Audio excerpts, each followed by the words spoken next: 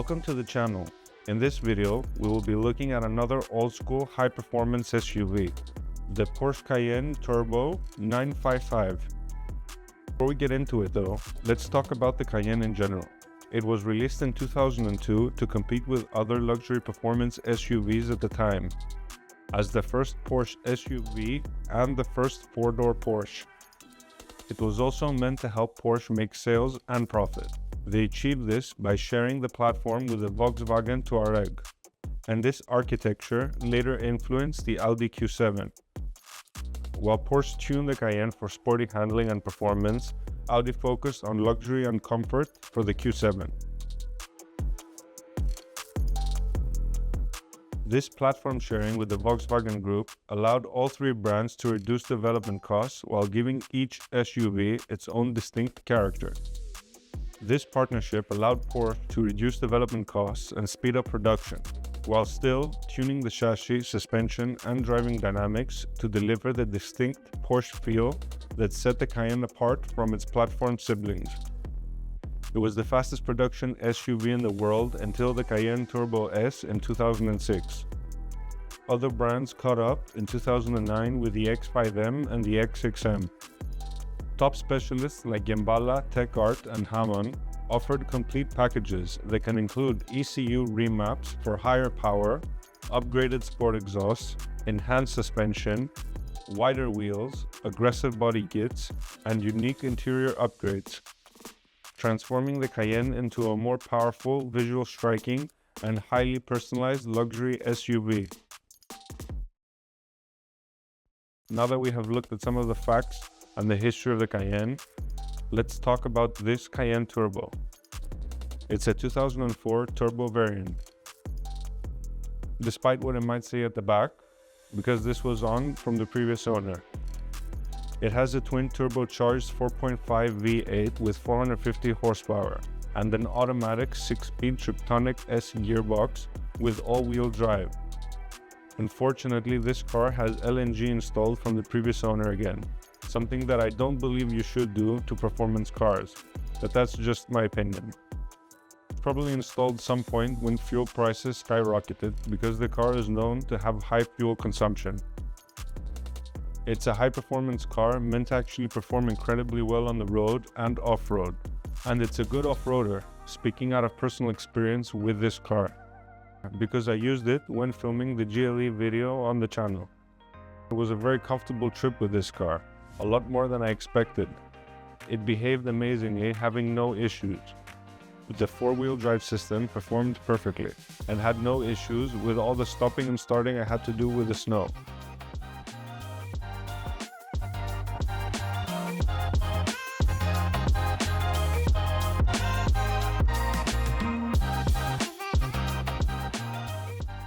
It has an air suspension system, giving it a lot of clearance when needed.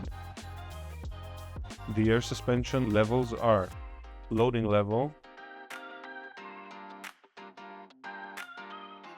low level,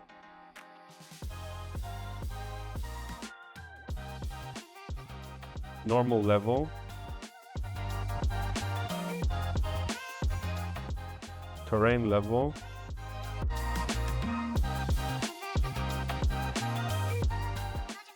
and terrain level 2.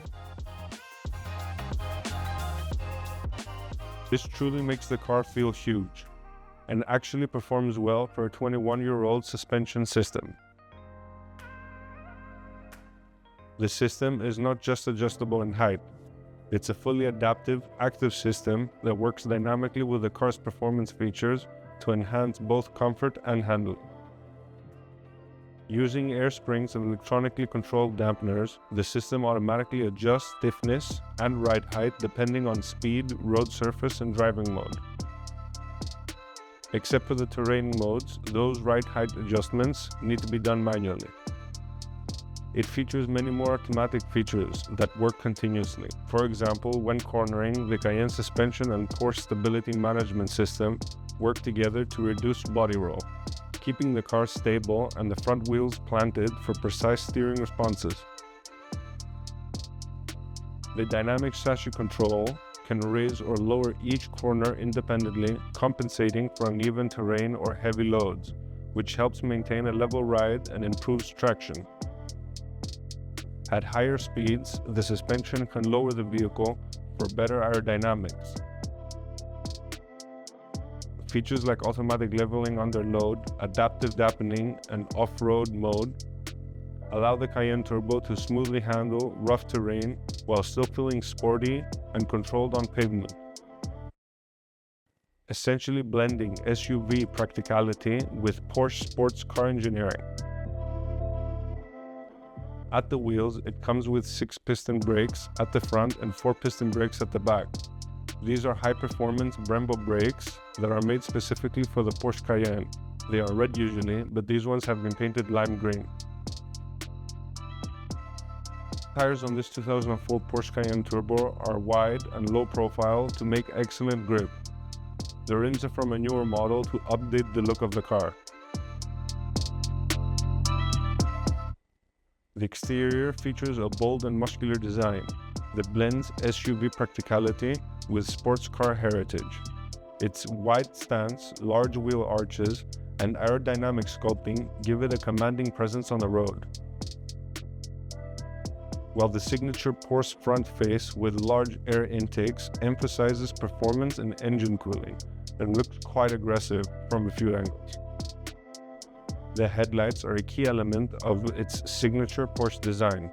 Their sleek, slightly angled shape flows seamlessly with a wide muscular front end, giving the SUV a sporty and aggressive presence.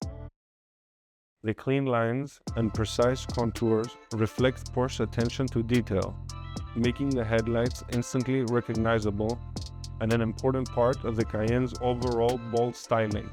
At the rear, the subtle spoiler and distinctive Cayenne Turbo badging, flanked by dual exhaust outlets, give it a nice sporty look. It's equipped with a custom sport exhaust system installed after the downpipe, giving the V8 a much more aggressive and throaty sound compared to stock.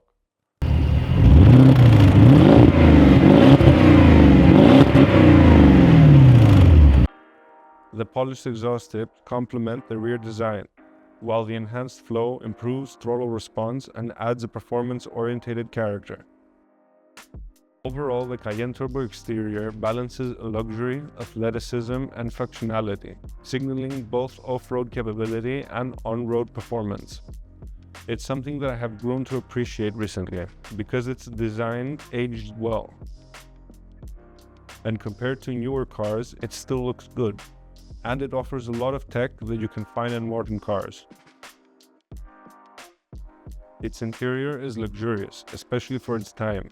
The cabin, finished in black leather with silver metallic trims, feels solid and very comfortable. The seats, door panels, and much of the dashboard are wrapped in high-quality black leather, giving the interior a premium, durable feel that has aged impressively well. Next to the air suspension controls are the Cayenne's driving programs: street mode, off-road terrain mode, and low range. Each setting fine-tunes the SUV traction management and drivetrain behavior to handle a wide range of conditions. An upgraded Android touchscreen brings modern functionality like navigation, Bluetooth, and apps. It's also worth mentioning that Porsche sells an Android screen for this model, an original Android screen, to upgrade for older cars. But even this Android screen blends quite nicely with the original Porsche design.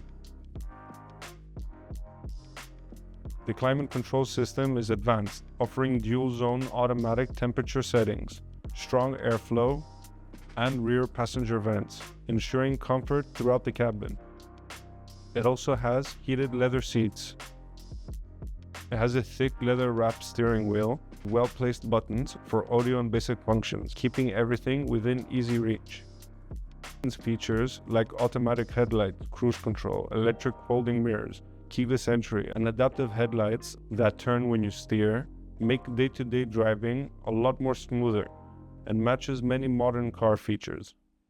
The Bose sound system is another highlight, rich, powerful, and surprisingly clear, even after all these years, showing how well Porsche spec the turbo models.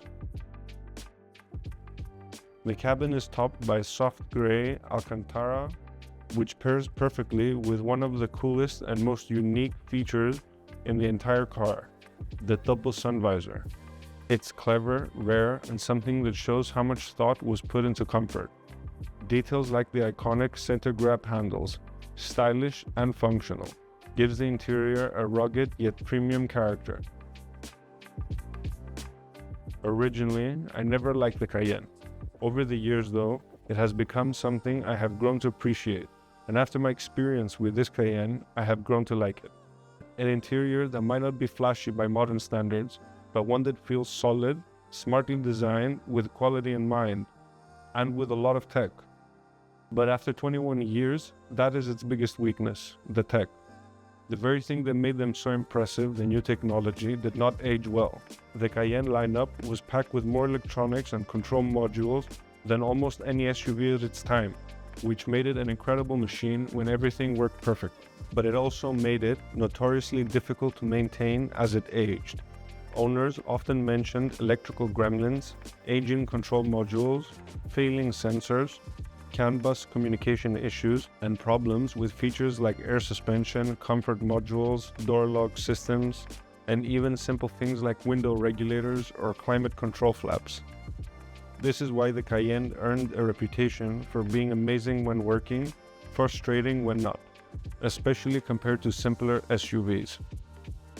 Aside from the electrical issues, the 955 Cayenne Turbo is also known for a few other key mechanical problems as it aged. Coolant pipes, the cardan shaft, the center support bearing, air suspension leaks or weak compressors, transfer case problems, ignition coil pack failures, sunroof drain leaks affecting interior electronics. Many of these you will find in other cars that are at similar age. The Cayenne generally had a reputation for these. After 21 years, time, heat, and wear make those once advanced systems vulnerable, and the single failing module can trigger multiple warning lights or put the car into limp mode. It's not that the Cayenne was poorly engineered. It was simply ahead of its time, and all that extra technology eventually became the most common source of issues. Performance-wise, the 2004 Cayenne Turbo is still impressive by modern standards. The factory twin-turbo 4.5-liter V8 produces around 450 horsepower and 620 Nm of torque, which translates to a factory car that does 0 to 100 in 5.6 seconds and a top speed nearly 266 kilometers. It's a heavy car, weighing around 2,355 kilos, which explains the relatively high fuel consumption and why many owners are sensitive to running costs.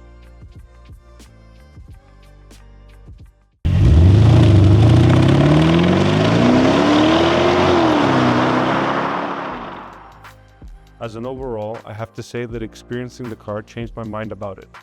Despite its issues that are well known, it's a great car. It drives so smoothly and has a lot to give if you want to step on it. It offers an adaptive experience, being a fast road car and a capable off-roader for your basic travel needs. And it also does it, making you feel very comfortable. I understand why there's such a fan base now for this car. It offers comfort, sporty feel, and can be a family car at the same time. And it's a great car for road trips. That will be it for the video featuring the Porsche Cayenne. I hope you found it interesting. If you liked the video, don't forget to like, subscribe, and if you want to comment, what do you think about the Porsche Cayenne lineup?